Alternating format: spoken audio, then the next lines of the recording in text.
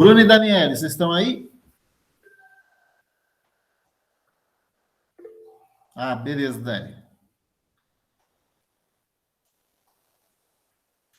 Brunão, tá aí? Pessoal, vou dar aula só para vocês dois mesmo, hein? Apesar que a Dani, pelo mapa mental que ela fez, acho que já tá. Ela já pegou todo o sentido da matéria, né? do conteúdo. Porque o mapa mental dela já é a aula de hoje. Mas vamos lá.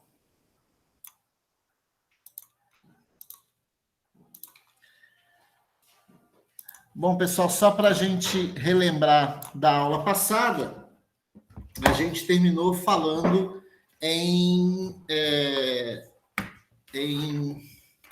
remediação, né? E eu falei para vocês que tem dois tipos de remediação, né? Remediação in situ, que é aquela realizada no próprio local, né? E a ex situ, que o material é removido, você tem a remoção do material, então aqui no próprio local é feito o tratamento, e aqui você precisa remover o material, então você precisa fazer a remoção. Basicamente, foi isso que a gente falou de remediação na aula passada. Dando continuidade, então, deixa eu só acertar aqui, né? Dando só continuidade, então, continuando falando sobre remediação, tá? Então, como eu já tinha comentado na aula passada, o objetivo da remediação ambiental é eliminar, remover uma fonte de contaminação. A redução da contaminação da água subterrânea ou de vapores que provavelmente possam existam no solo e que os níveis não são aceitáveis ambientalmente. Também remover, diminuir, reduzir os riscos ambientais ou disposição de trabalhadores e usuários do local e do recurso. Tá? Então, a remediação é basicamente você remover ou reduzir uma fonte de contaminação, seja ela qual for, né? Tanto remediação líquida do ar, né? de qualquer tipo de contaminação, de qualquer tipo, do solo, da água, do ar, qualquer tipo de contaminação. Nós vamos falar inicialmente das remediações in situ, ou seja, aquelas que são realizadas no local, no próprio local. E a primeira seria aí um sistema de bombeamento, seria pump and treat, ou seja, bombear e tratar, né? Se a gente for... O Bruno, que é o fera no inglês, aí pode dar uma informação melhor, mas eu entendo como sendo isso, bombear e tratar. Então, basicamente, esse tipo de contaminação é quando você está abaixo do lençol freático. Então, você tem aqui o lençol freático e a contaminação está, né, contaminando o lençol freático. Então, nesse caso aqui, você vai construir um poço, né? Você vai construir um poço. Nesse poço, você vai instalar uma bomba, como se fosse um poço de água comum, um poço de água profunda, né? Um poço até chegar na área contaminada, e você vai bombear essa água até a superfície, né? Ou o óleo, ou a gasolina, ou o contaminante, qualquer tipo de contaminante que você tenha nessa região, e aí você bombeia ela até a superfície no compressor. No caso de óleo, é só você montar, né, uma caixa separadora, onde você vai ter sempre, né, o óleo ficando na parte de baixo e a água na parte de cima, e a água então vai ser coletada, vai passar por um filtro e vai ser reinjetada, né? Ela pode ser reinjetada ou enviada para uma outra caixa de separação de água e óleo. Então, o processo basicamente é esse: é você bombear, construir um poço, bombear essa água até a superfície, fazer o processo de separação do contaminante, devolver a água limpa ou levá-la para um outro tipo de depósito, e o óleo ou o contaminante vai ser estocado, vai ser guardado, vai ser descartado de uma forma mais eficiente. Então, uma das técnicas de remediação física mais antiga do mundo. Remove a água subterrânea com a utilização de bombas submersas ou emersas, que retiram os contaminantes, passam por um filtro de carvão ativado ou colunas de striper. Esse processo transfere os contaminantes voláteis da água para o ar. No caso, contaminante volátil aqui, gasolina, né, qualquer tipo de contaminante que evapora, né? Então, esse aí é o primeiro sistema. Depois, o próximo sistema, que é o air sparging, né? Sistema de air sparging. Né? Acho que a forma de falar seria mais ou menos essa. Nesse caso, você injeta ar pressurizado, ou seja, novamente, você precisa construir uma bomba, um tubo, né? Fazer uma perfuração, fazer uma sondagem. Né? Nessa sondagem, você vai instalar todo o sistema de filtros, de qualquer tipo de... Deixa eu autorizar a entrada aqui da Vanessa. Né? Você vai construir um poço profundo. Nesse poço profundo, ao contrário do anterior, em que nesse caso, você vai ter que construir 2 poços, né? De preferência aproveitando o próprio fluxo da água contaminada, da água subterrânea. Então, basicamente, você vai ter um poço onde você vai injetar ar, né? Então, você vai estar injetando ar nesse poço, e no outro você vai recolher, né, a água. Ou seja, você vai tentar, né, forçar, através dessa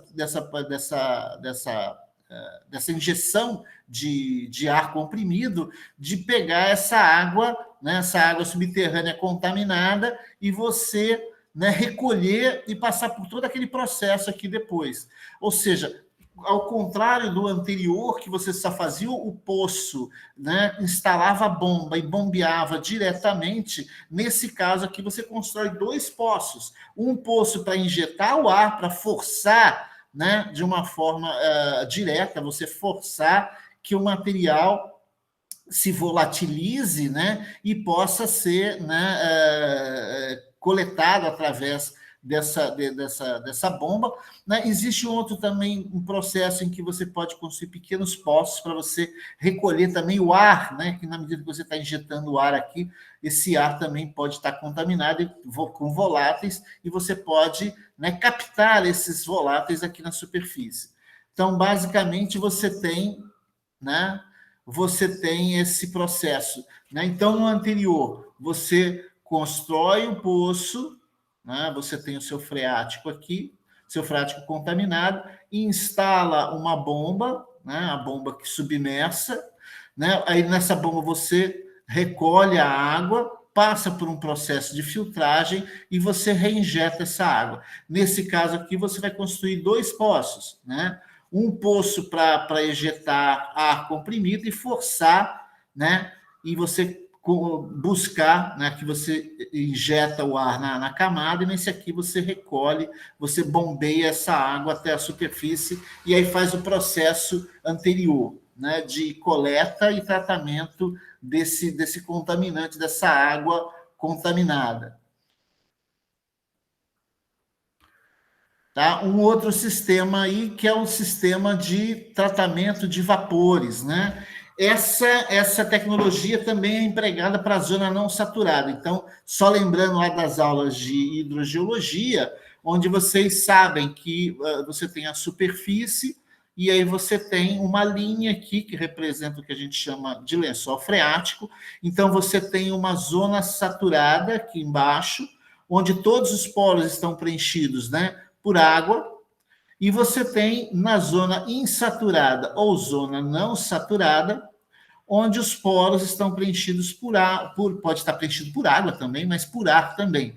Tá? Aqui todos os poros estão preenchidos por água. Então, você fez um poço, você já, a partir dessa profundidade aqui do lençol freático, você já começa a coletar água. Então, nesse caso, a estação de vapores também, no caso que a gente viu até agora, os 2 anteriores, né, bombear e tratar e você fazer injeção de ar comprimido, era só para contaminação em área saturada, em níveis já saturados. Então, você tem aqui, né, uma área que está contaminada, então você pode usar os dois modelos anteriores. Nesse outro caso, é quando você, desse outro sistema de extração de vapores, é quando, além da área saturada, você também tem contaminação na área não saturada. Então, essa tecnologia de remediação é empregada em zonas não saturadas, onde se utiliza o vácuo com o objetivo de induzir o fluxo controlado de ar e, assim, remover contaminantes voláteis, né, e semivoláteis do solo. É utilizada para a extração de compostos orgânicos voláteis. Então, nesse caso aqui, você tem, né, a construção de poços, né? Alguns poços, vocês veem que eles vão até o freático, né? Então, você tem aí poços que são construídos e vão até o freático, que vão injetar ar, ó, vocês veem que tem um fluxo de ar aqui, tá? Que vai forçar, né, o contaminante a ir para as áreas mais superiores e ir para a área também, para a área saturada, onde aqui também você tem poços, só que esses poços são construídos até o limite do freático, acima do freático, e eles vão bombear, nesse caso aqui, bombear o ar. Então, você vai ter o bombeamento não de água, mas o bombeamento do ar.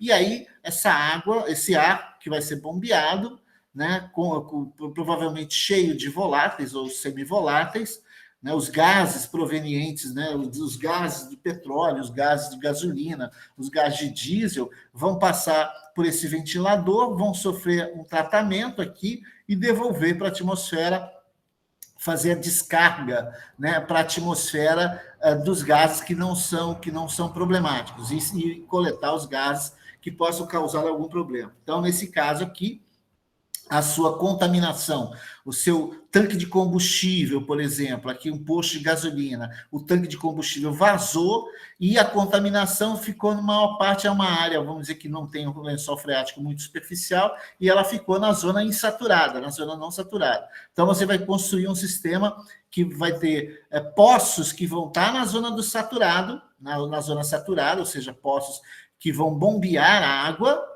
vão bombear ar para forçar esses voláteis a saírem da água e entrarem para o solo, e lá você vai ter poços de bombeamento desse ar até a superfície, e aí o posterior tratamento desse material. Outro sistema aqui, né? Sistema de extração multifásica, né? Multiphase Extraction, MPE. Os poços de bombeamento são distribuídos na área de interesse. É muito parecido com o anterior, né? Você vê que o desenho aqui praticamente é até o mesmo.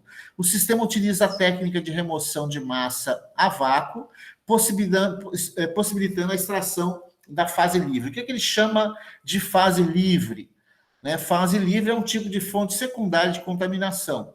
Um tanque de gasolina enterrado é uma fonte primária. Então, ali você tem a fonte de contaminação da gasolina, a gasolina indo para o lençol freático.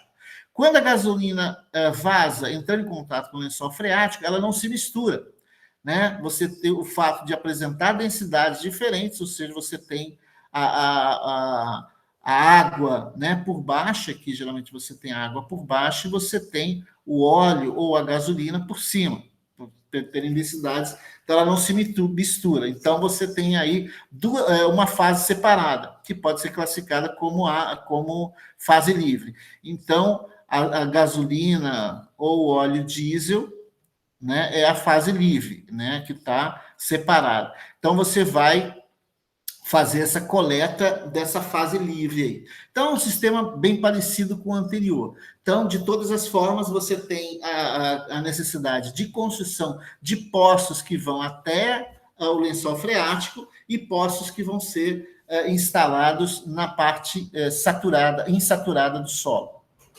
Tá? Então, a diferença basicamente é essa. Esses processos aqui são um pouco mais complicados, esses processos ainda in situ, que são os processos oxidativos. Basicamente, eles são processos onde você injeta no solo, você injeta algum componente químico, então você tem a injeção de algum composto químico que vai reagir com o contaminante, neutralizando esse componente, né? Ou destruindo ele, né? De uma forma, neutralizando ou eliminando esse material, ou tornando menos tóxico, né? Então, você neutraliza, você torna ele menos tóxico. Então, nesse caso, a tecnologia é baseada na injeção de oxidantes químicos em áreas contaminadas, seja a água subterrânea, ou seja zona saturada ou a zona não saturada do solo, objetivando a destruição do contaminante por meio de reações químicas e transformando sua massa em compostos inertes, ou seja, que não vão atingir, né, o solo, que não vão prejudicar a biota ou qualquer coisa do tipo, encontrados na natureza. Tá? Então, você vai ter que construir poços, ou seja, vai haver necessidade de você fazer sondagem, de você, né? Primeiro que a sondagem você vai precisar para você saber qual é a extensão da sua contaminação, né? Então, você precisa fazer sondagens, e não é uma sondagem só, são várias sondagens, a instalação de diversos postos para você delimitar a área de atuação do seu contaminante, e a partir daí você vai, nesses postos, você vai injetar algum tipo de oxidante químico. Então, você tem, né, aqui alguns tipos, né, como é que se diz? Não de contaminantes, mas de materiais, compostos químicos que oxidam, né, os contaminantes. Então, você tem esse fenton, né, basicamente H2O2, se eu não me engano. Aqui você tem ozônio e peróxido de oxigênio, peróxido de hidrogênio.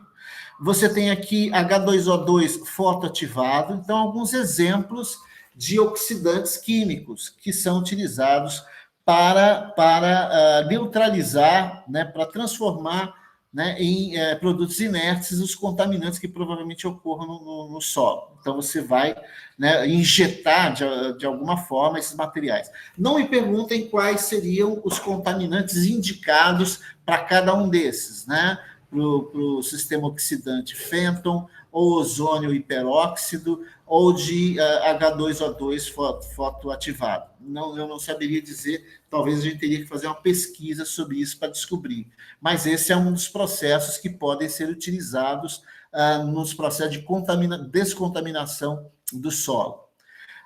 Outro sistema também ainda in situ, que você não vai precisar retirar o material do local, é a construção de barreiras permeáveis, ou seja, você vai instalar, né, algum tipo de barreira, né, provavelmente a necessidade aqui de você fazer poços para você saber qual é o sentido de fluxo dessa água subterrânea, para que você possa, né, delimitar a sua pluma de contaminação, e você instala essa barreira. Geralmente essa barreira ela tem algum tipo de material reativo, que ao reagir com o material, com o contaminante da pluma, ele retém esse material e faz com que o efluente continue o seu processo já livre de contaminação. Então, barreira reativa é uma barreira permeável, um reator, ao longo de uma pluma de contaminação em que a água percola, a água atravessa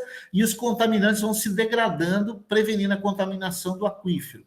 Essa degradação pode envolver fenômenos físicos, químicos e biológicos, e essas barreiras têm um material radioativo para absorver, por exemplo, os contaminantes, por exemplo, carvão ativado, né? Esse é um processo de filtragem que as partículas de carvão fazem um processo de adsorção, ou seja, os materiais contaminantes ficam presos a esse carvão ativado.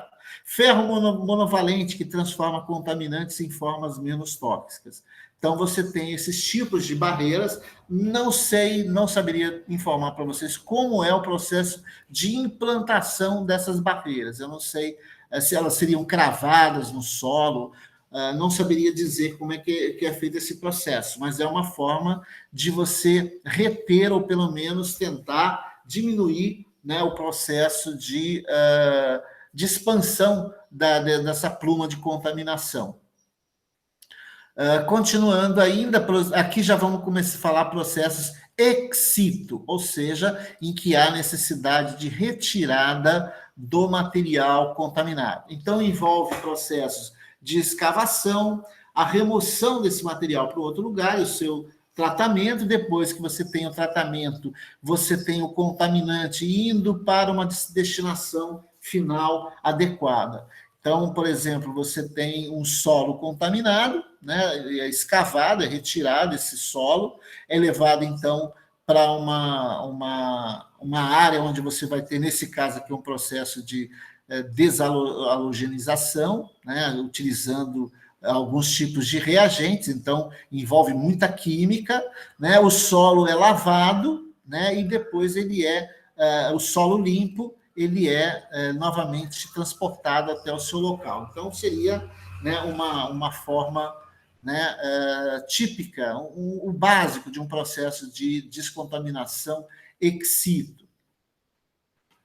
Então, você tem aí, em primeiro lugar, você tem os chamados aterros, né, de classe 1 e classe 2. Né? A diferença é o nível de contaminação. Então, os aterros de classe 1 e classe 2 são resíduos industriais perigosos que, após pré-tratamento, se tornam não reativos e não inflamáveis, ou seja, eles se tornam inertes, não causam mais problema, com baixo teor de solventes, óleos ou água. Os pré-tratamentos incluem processos de estabilização química, solidificação, neutralização e encapsulamento, no caso, principalmente de resíduos nucleares, né? E de resíduos perigosos. A classe 1 podem ser enviados resíduos como lodos de estação de tratamento de fluentes e galvânicos, borras de retífica e de tintas, cinza de incineradores, entre outros.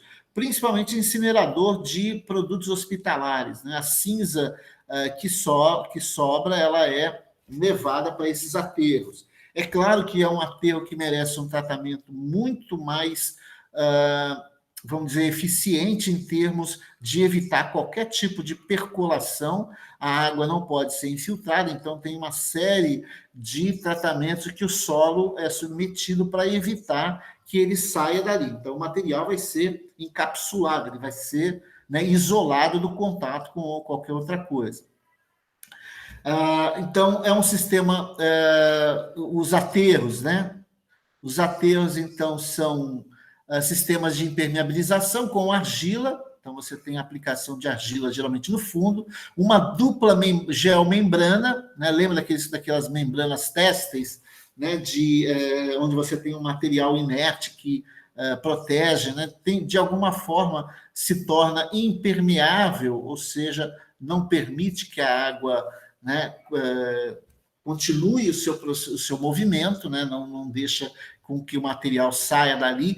Existem formas de recolher esse material, então você tem um conjunto de dutos. Nesses dutos, para casos de lixo orgânico, geralmente você tem coletores de chorume, por exemplo, né? E no caso desses materiais de classe 1 e classe 2, né, os gases podem ser coletados, inclusive para a geração de energia, né? Podem ser queimados e gerar energia. Essa argila e essas geomembranas que vão ser instaladas, elas protegem o solo e os lençóis de água do contato com esses resíduos e com o efluente gerado. Esse efluente pode ser efluente líquido ou gasoso, que, ao ser captado pelo sistema de drenagem, é encaminhado para fazer um tratamento. Os resíduos de classe 2, os aterros de classe 2, destinam-se à disposição de resíduos industriais não perigosos, não inertes e também para a disposição de resíduos domiciliares. Então, classe 1 e classe 2. Classe 1, né, são aqueles mais perigosos, né, aqueles que podem causar uma série de riscos, e os de classe 2 são os resíduos não tão perigosos assim. Então, aqui você tem um típico aterro sanitário, né? Não confundir aterro sanitário com lixão, né? Os aterros sanitários, você tem todo um sistema, né? Você tem, né, a implantação de camadas de impermeabilizantes, de argila, de membranas, você tem os drenos de chorume e os drenos de gases, né? O lençol freático aqui abaixo, então geomembrana impermeabilizante. Aqui você tem a saída do material coletado, tanto do chorume quanto dos gases, né, que vão ser coletados para tratamento. Aí você vai ter superficialmente um selo de proteção mecânica. E o lixo vai sendo colocado, disposto na forma de células, ou seja, de etapas e a sua posterior cobertura por material de solo, né, seja argila ou qualquer um. Então, aqui você tem as três fases, né? Aqui um setor em implantação, onde você tem a construção dos drenos. Aqui já um setor em operação, onde você tem a acumulação do lixo, a sua compactação, a sua cobertura, né, a construção das celas. E aqui já um setor concluído, onde você tem, né, a implantação de um parque, de uma cobertura vegetal, e os drenos agora funcionando para coletar gases que você pode utilizar para geração de energia. Então, a partir daqui, você pode fazer o aproveitamento desses gases para queima, né, uma caldeira e posterior geração de energia elétrica, ou descartado de forma mais convencional. O coprocessamento, essa palavra coprocessamento aqui, pessoal, quer dizer, né, junto. Então, geralmente é utilizado principalmente em fábricas de cimento, onde você tem a produção de cinzas, né? Então, essa cinza é utilizada no processo de fabricação dos cimentos. Então, você aproveita, né, a queima de lixo para geração de cinza para você adicionar com os outros produtos que são utilizados na fabricação de cimento. Geralmente o calcário e algum tipo de cinza siderúrgica também, que tem o clinker, que vai serem utilizados na produção de cimento. Então, esse coprocessamento é você aproveitar uma coisa para o outro. Usada para destruição térmica de resíduos em fornos de cimento, né? Não só para gerar o calor necessário para os fornos, comparado às outras técnicas de queima, é uma solução pró-sustentável, pois envolve tanto o aproveitamento energético para gerar calor para a produção do cimento, mas também o próprio resíduo, a cinza, que vai ser utilizada na fabricação do próprio cimento. Tá? Então, você aproveita, né, esse resíduo de duas formas, né? Tanto para queimar e gerar energia elétrica, ou gerar calor para os fornos, como as cinzas que são geradas, que você vai aproveitar para a própria produção do cimento. Então, por isso, coprocessamento, processamento em conjunto, né? Outra forma de remediação ex situ é de você simplesmente incinerar o material, né? Principalmente no caso aqui para lixo hospitalar, é utilizado esse tipo de incineração, mas é uma forma também de você incinerar, né, os materiais. Lembra lá quando você coletou o solo, passou por todos os processos de limpeza do solo, o solo, você, depois de limpo, você retorna ele para a escavação que você fez, né? Então você repõe ele aqui, e o contaminante que você recolheu, você pode fazer o processo de incineração dele. Então é feita a destruição térmica em temperaturas variando de 900 até 1.200 graus Celsius. Seu tempo de residência é controlada. É um método eficiente de tratamento de resíduos de alta periculosidade ou que precisam de destruição completa e segura. Então, nesse caso, para produtos tóxicos que tenham uma capacidade de contaminação muito grande, você vai utilizar processos de incineração. Uma outra forma de tratamento ex situ, ele está aqui como ex situ, mas eu também acho que considero ele como in situ. Porque nesse caso aqui você tem que pensar o seguinte: você vai construir poços, né, ou levar esse solo para a região, para áreas, né, onde você vai tratar esse solo, e você vai aquecer esse solo. Então, ele pode ser tanto ex situ como in situ. Nesse caso aqui, considerando que ele in situ, você faz, né, constrói o poço, e de alguma forma você tem que buscar formas de você aquecer esse poço, seja com água quente ou gases quentes, para forçar esse material, esse contaminante que está aqui, ao elevar a temperatura dele, você possa recolhê-lo através de poços também de sondagem. Então, nesse caso aqui, você construiu 3 poços, sendo que 2 você injeta um gás ou eleva a temperatura da água e injeta água quente aqui, de forma que, aquecendo esse material, você volatiliza ele, você torna ele volátil, e você recolhe num terceiro poço. Então, você tem um poço de vácuo, onde você recolhe, né, os gases contaminantes, e 2 poços de aquecimento, onde você injeta algum tipo de calor para você forçar, né, a volatilização desse material. E a coleta dele, você vai ter um tratamento secundário. Então, esse processo tanto pode ser feito in situ, no próprio local, como você pode levar o solo para uma determinada região, né, e você aquecer esse solo para você, né, recolher o contaminante. Isso aí é um processo, inclusive, que é parecido com a extração do óleo de xistos, né? No sul do Brasil, principalmente, acho que São Mateus do Sul, a gente tem o chamado xisto betuminoso, né? Imagina como se fosse um petróleo que passou do ponto, né? Que deixou de virar líquido e virou sólido. E ele está impregnando xistos. E aí, como é que a Petrobras faz? Ela utilizou um sistema em que ele pega esse xisto, né, fragmenta esse xisto em pedaços menores, quebra esse xisto. Xisto é uma rocha metamórfica, né? Então, ele pega esse xisto, fragmenta ele e coloca dentro de uma panela e aquece essa panela. Vamos dizer que seja mais ou menos assim. Ao aquecer essa panela, o petróleo betuminoso, o betume, que está preso, está agarrado a essas partículas, ele vai derreter, e ao derreter você aproveita ele, né, e você vai encher barris de petróleo. Então, basicamente, seria esse processo. Então, é mais ou menos a mesma coisa que você vai fazer nesse processo de dessorção térmica. Processo que objetiva tratar solos contaminados com hidrocarbonetos, tais como gasolina, óleo diesel, óleo combustível, querosene, entre outros, reduzindo ou eliminando a sua concentração a níveis que permitam a disposição do solo em seu local de origem ou uma nova utilização.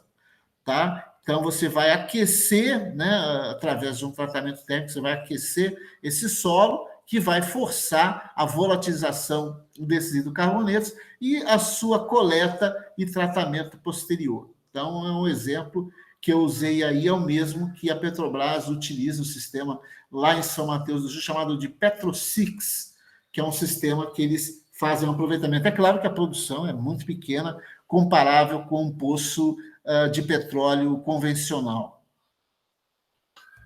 E o último processo, que na realidade é apenas uma etapa, é a construção de biopilhas, tá? Que seria uma pilha biológica. É você empilhar, né, fazer pilhas de material, né, e essas pilhas você deixa que elas vão perdendo, né, os seus contaminantes pela própria evaporação.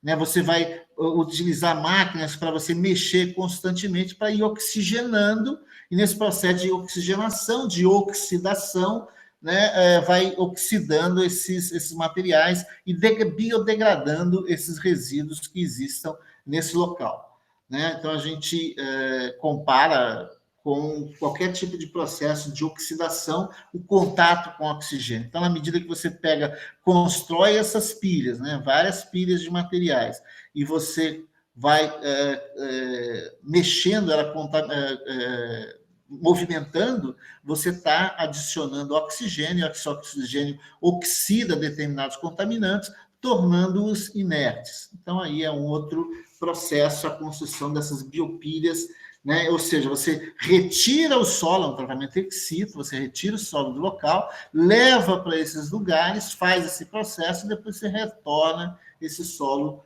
para o local de origem. Então, basicamente, o processo desse sistema aí. Então, nós acompanhamos aqui alguns processos ex situ e in situ de tratamento. Todos eles, de uma forma geral, né, envolvem processos de sondagem, né, bombeamento e recolhimento não só de água, mas de gases, né, das mais variadas formas. Ou você constrói barreiras também impermeáveis, ou você instala materiais que são oxidativos, né?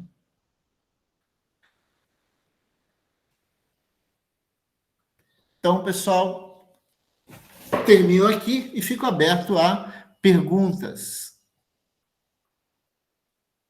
caso vocês as tenham.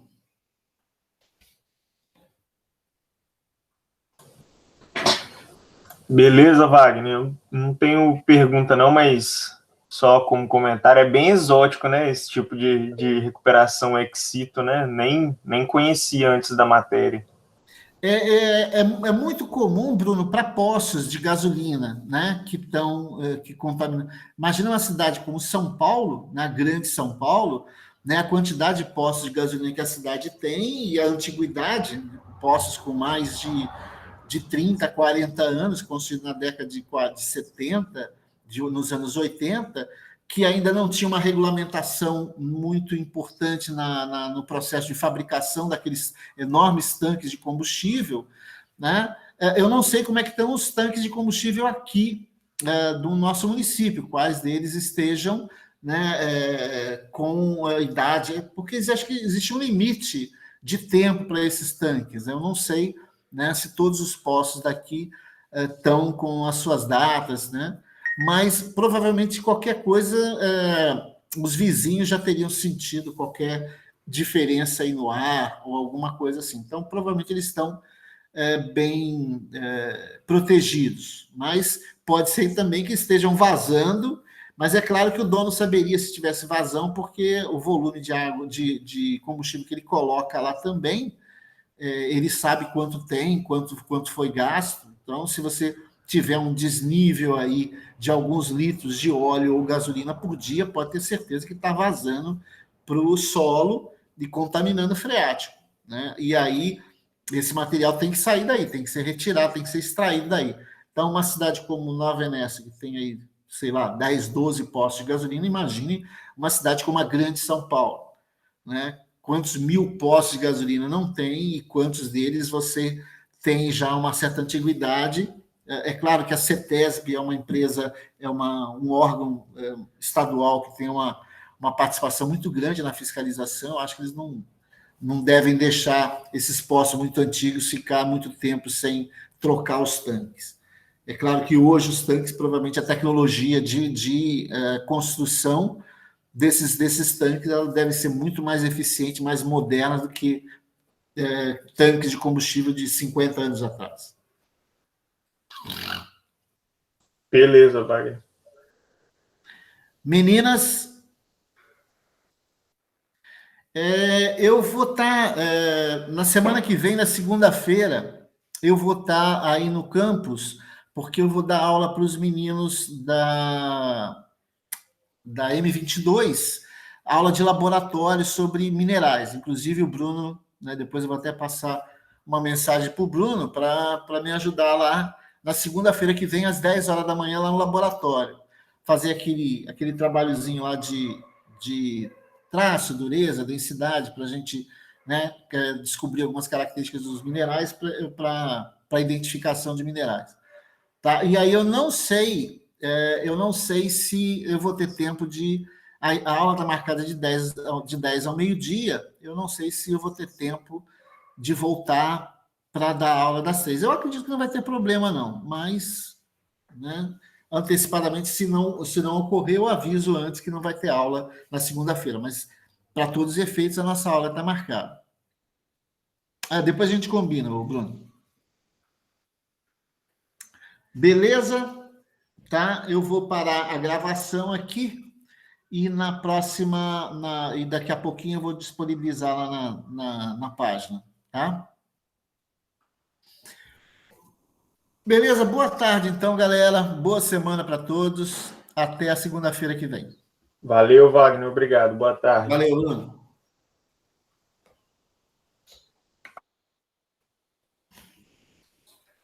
Espera você terminar aí para continuar o... Esperando você terminar aí para continuar o... Terminou já. Deixa eu só apagar aqui para a gravação.